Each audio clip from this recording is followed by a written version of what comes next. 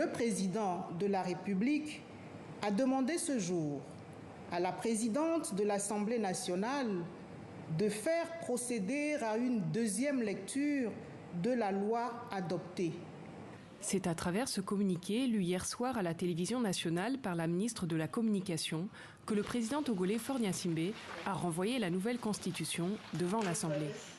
Les députés togolais, dont 21 avaient proposé le projet de réforme, avaient adopté le texte dans la nuit du 25 au 26 mars, faisant passer le Togo à un régime parlementaire avec un chef du gouvernement issu directement de la majorité à l'Assemblée.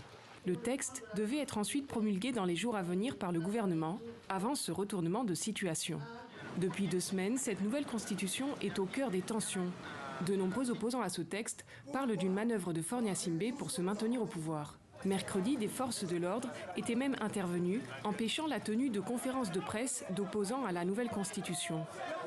Du côté des partisans du nouveau régime parlementaire, la relecture proposée par le chef de l'État togolais est une bonne chose. Prenant en compte la réaction que cette adoption a suscitée au sein de la population, il est quand même important que nous saluions cette initiative du chef de l'État.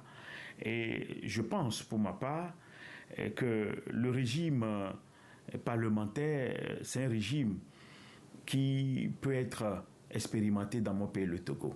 Surtout, c'est un régime qui permet la participation de tous les citoyens.